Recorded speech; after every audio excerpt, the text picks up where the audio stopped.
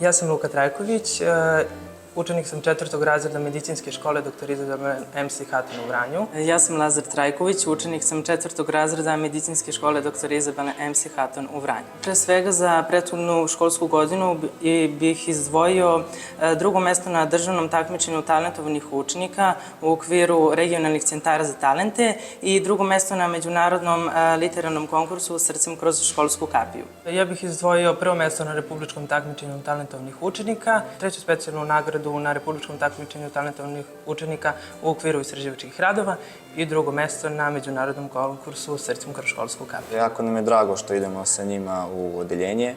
To su jako fini momci i uvek su tu da nam pomognu, bilo oko škole ili van škole. Baš zbog toga što znam da su uvek tu i da mogu da računam na njih, zbog toga prosto me ne dovode u situaciju da mi je neprijatno u njihovoj blizini ili da se možda iznerviram pored njih i slično. Lazar i Luka su divni mladi ljudi.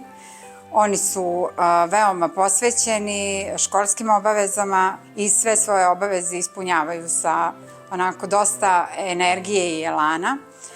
Rado se odazivaju kada su sva takmičenja u pitanju, kada su u pitanju literarni, likovni konkursi, zaista svestrana deca. Postoji jedna stvar koju bi možda mogla da im zamerim, a to je da se možda previše daju, u smislu da se previše posvećuju školi i da možda malo zanemaruju prijatelje van škole. Sestre studiraju ekonomski fakultet, trenutno je jedna upala na kurs za policiju. Bavimo se poljoprivredom, isključivo poljoprivredom.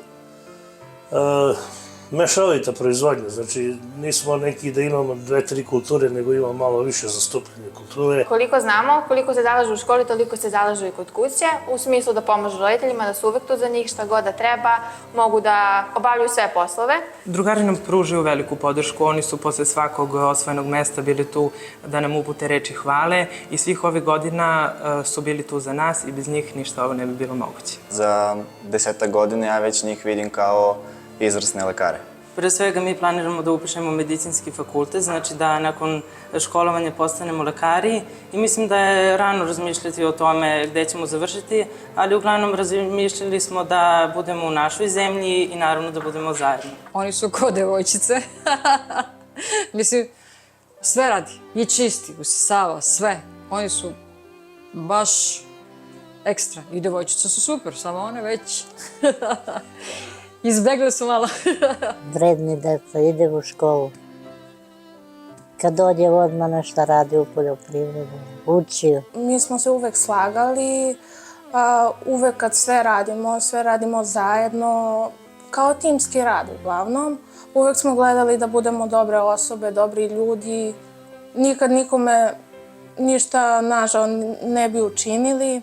Uvek smo našima pomagali.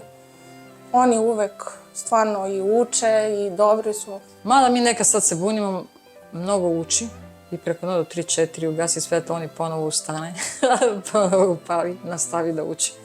U 6 ustaje, sami se bude, sami peglaju, sami sve znači. Nema obaveze prema njima. Sigurno su shvatili da se mi mnogo mučimo, pa sigurno im je to jedan od razloga zašto oni toliko uče. Pored svih diploma iza nas ostaju to kakvi smo ljudi, jer će nas ljudi pre svega pamtiti po tome da li smo bili dobri ili loši, a ne po tome koliko smo nagrade osvojili.